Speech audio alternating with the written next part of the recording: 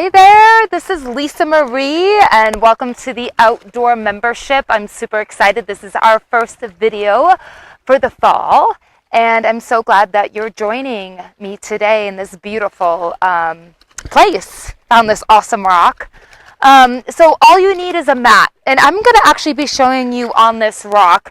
So some of the things might look a little different than they would on a nice flat surface.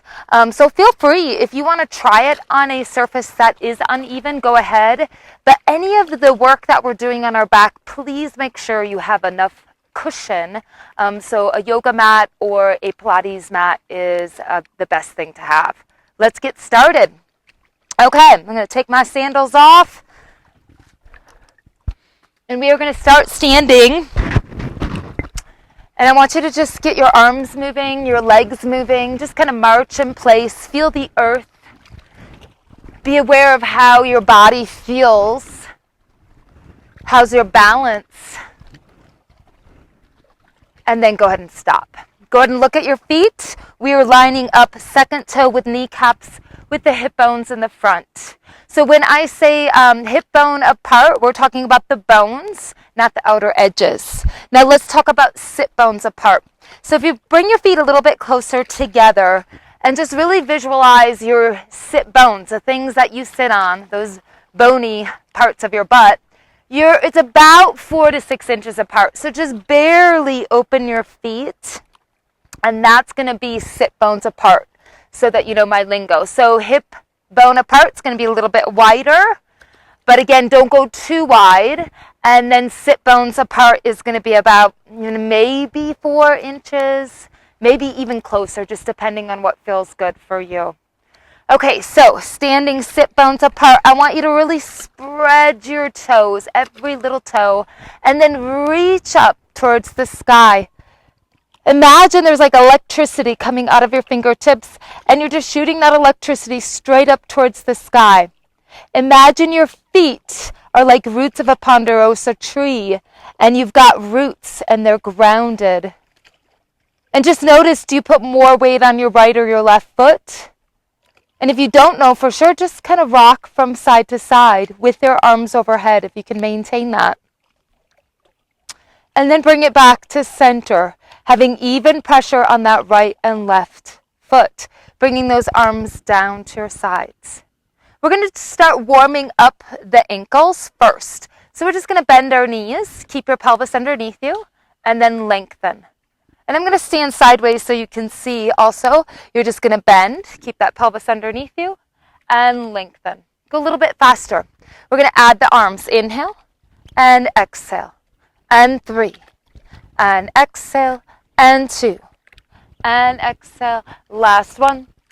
And exhale. Now we're going to add a hip hinge. So we're going to start from the knees and ankles, and then your butt goes back. So just really envision your sit bones widening and reaching towards the floor behind you as your arms reach in opposition. Your abdominals are active, quads, inner thigh, outer thigh are active. If this bothers the knees at all, just come up a little bit. But visualize energy going out through the fingers, out through the sit bones, and then inhale, press up. We're going to go a little bit faster. So exhale to bend. Inhale. And 3. Inhale. And 2. Inhale. Last one. And inhale. Now, interlacing your fingers, place the hands behind your head. Press your head against your hands. Open your elbows wide and gazing up into extension. And then bring chest, chin, eyes back to center, elbows in. 2 more. Inhale. Press your head against your hands, gazing up. And then exhale to center. Last one. Inhale, gazing up.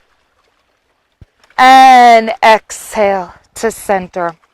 Awesome. Bringing the arms down to your sides. Lifting your heels up. Balancing on the balls of the feet. And then lower the heels. Raise the arms up as you lift the heels up. And lower. I want you to almost imagine you're holding onto a ball between your ankles and your inner thigh. That'll help you with the strength of lifting your heels. Just barely lift your heels. Don't feel like you've got to lift them too high. And we're going to get 2 more. And then last one. And then bringing the arms down to your sides. Good. We're going to come to a seated position. So go ahead and grab your mat. And then if you want to try this, go ahead. You're going to stand in front of the mat. You're going to bring one leg forward, one leg back, so you're crisscrossed. You're going to reach your arms forward, bend your knees to try to sit down. But if that doesn't work, use your hands to help you stabilize to get down onto the mat, because I don't want you falling. Now, you're sitting tall onto your sit bones. Grab onto your shins or the back of your legs. Take an inhale. Exhale, engage your abdominals. Rock the pelvis under into what's called a posterior tilt. Inhale, roll back to neutral. 2 more. Exhale, you're going to rock that pelvis under, looking down. And then you're going to inhale, roll back onto your sit bones. Let's get 2 more. Exhale, roll the pelvis under. Now this time, let go of the shins or the back of the legs and see if you could roll all the way down onto your mat. Now, once you're on the mat, feet are hip width apart. Remember what we talked about with hip width. Not too wide. Arms are down to your sides. Take a long inhale to prepare. Exhale, press down into the earth. Lift your hips up into a bridge. Reach out through the knees in opposition. Balancing on your shoulder blades here. Take a long inhale. Exhale, articulate each little vertebrae back down. Your butt is the last thing that lands. 2 more. Exhale to lift up, reaching out through the knees. Inhale. And then exhale again, rolling each little vertebrae back down.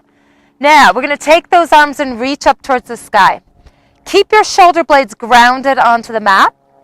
And on an exhale, see if you can bring one leg up to tabletop without the pelvis shifting. Inhale, bring that foot down. Exhale, bring the other leg up into a tabletop position. Inhale, back down. Can you do this without the pelvis and lower back shifting? So here what we're working on is our lumbopelvic stability and the movement of our thigh bone in our hip socket. Seems so simple, but it's so important that we don't lose this function, this movement that we have available in our hip sockets. We're going to get 1 more on each side.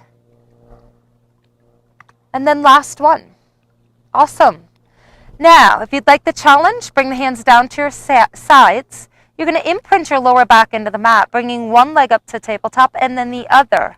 Think of your ribs really just sinking down into the mat. We're going to inhale, tap, lower one foot, exhale, lift. Inhale, tap, exhale, lift.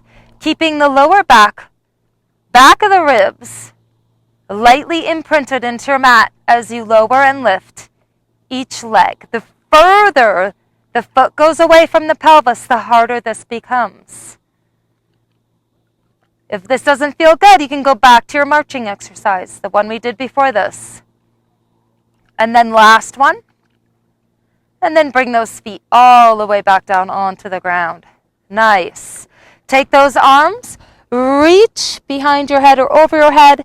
Big reach, lift back up into your bridge.